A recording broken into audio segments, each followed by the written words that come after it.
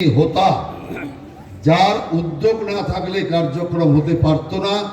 সেই আমাদের এই জেলার উত্তর শহরতলি উত্তর কলকাতা জেলার সভাপতি তমগ্ন ঘোষ এবং জেলার বিভিন্ন নেতৃবৃন্দ, বিভিন্ন জায়গা থেকে আগত ভারতীয় জনতা পার্টির কার্যকর্তা, শুভানুধ্যায়ী বৃন্দ। দেখুন, আজকের এই প্রজাতন্ত্র দিবস সারা দেশ জুড়ে পালিত হচ্ছে। কিসের শপথ? সংবিধানের প্রতি ভারতীয় নাগরিকের শপথ। এই দিনেই সংবিধান ভারতবর্ষে লাগু হয়েছে। স্বাধীনতার পর এই সংবিধানই মেনে আজ পর্যন্ত আমরা চলছি এবং সংবিধানের মান্যতা যদি কোনো সরকার দিয়ে থাকে, সেই সরকার হচ্ছে নরেন্দ্র দামোদর মোদীর সরকার। কারণ কংগ্রেস সংখ্যার জোরে সংবিধানকে বারবার পরিবর্তন করেছে, ৭৭ বার সংবিধান পরিবর্তন করেছে, কিন্তু ভারতীয় জনতা পার্টি নরেন্দ্র মোদীর সরকার বিশেষ বিশেষ কারণে শুধুমাত্র ১৪ বার সংবিধান সংশোধন করেছে। পুরো সংবিধানকে মেনে আম্বেদকর রচিত সেই সংবিধান কমিটির পুরো সংবিধানকে মেনে যে সরকার কাজ করছে তার নাম নরেন্দ্র দামোদর মোদীর সরকার। আর সারা পশ্চিম বাংলা, সারা ভারতবর্ষ জুড়ে সংবিধানের মান্যতার জন্য কোটি কোটি বিজেপির কার্যকর্তা কাজ করছে। আর আমরা সংবিধানের প্রতি দায়বদ্ধ, দেশ মাতার প্রতি দায়বদ্ধ। আমরাই একমাত্র পার্টি যে পার্টি শেখায় নেতা নয়, দল নয়, দেশ হচ্ছে বড়। আপনি ভাবতে পারেন কোন সংগঠন এমন আছে যে তার নিজের দলকে বড় বলছে না, নিজের দলের উপরেও কাউকে বলছে বড়, যা হচ্ছে দেশ মাতৃকা। আমায় যিনি জন্ম দিয়েছেন আমার মা, তারও মা হচ্ছে আমার ভারত মাতা। আর সেই ভারত মাতার চরণে আমরা মাথা ঠেকিয়ে এই দেশকে জগৎ সেরা করবার আমরা প্রচেষ্টায় রয়েছি। স্বামী বিবেকানন্দ বলেছিলেন, এ ভারত একদিন বিশ্বের জগৎ গুরুর আসনে বসবে। আজ দেখুন, ধর্মে মহান হবে, কর্মে মহান হবে, নবদিনমণি উদিবে আবার পুরাতন সে পুরবে।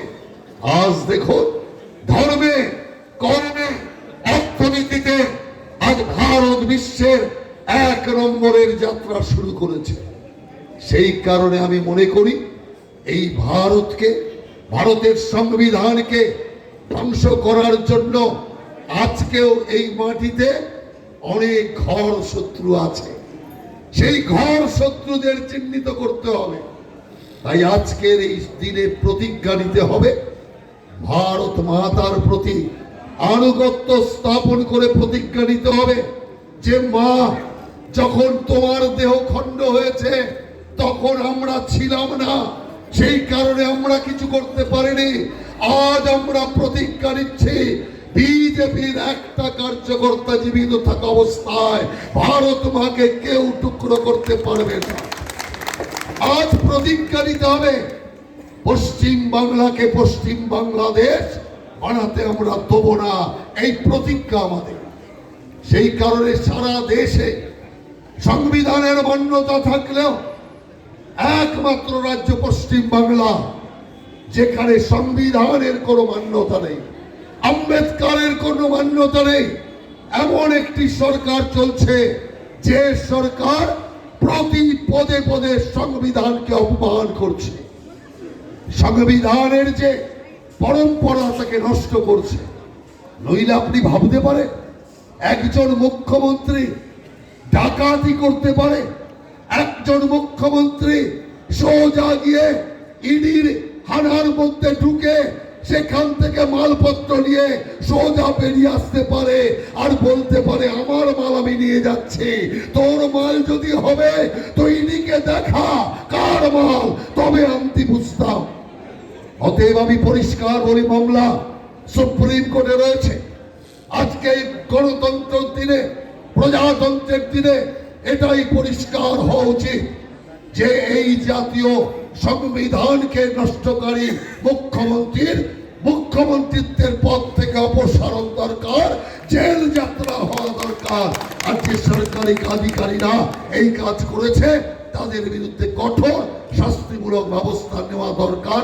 আমরা আদালতের মুখের দিকে তাকিয়ে আছি, আমরা বিশ্বাস রাখি আদালত উপযুক্ত পদক্ষেপ নেবে। যে পদক্ষেপই নেবে আমরা তাকে মান্য করে মাথা নিচু করে তাকে এগিয়ে দিয়ে যাব। তার কারণ আমরা সংবিধানকে মানি, আদালতকে মানি। আমরা সংবিধানের প্রত্যেকটি স্তম্ভকে, গণতন্ত্রের প্রত্যেকটি স্তম্ভকে মানি।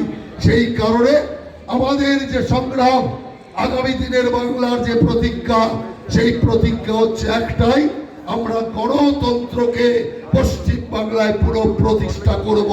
আবার বাংলায় গণতন্ত্রের পূর্ণ প্রতিষ্ঠা হবে, এই দাবি রেখে, এই প্রতিজ্ঞা নিয়ে আজ মায়ের চরণে আমরা আমাদের সমস্ত যে আমাদের শ্রদ্ধা ভক্তি নিবেদন করে আমি আমার এই সংক্ষিপ্ত নিবেদন শেষ করছি। বন্দে মাতরম, ভারত মাতার জয়।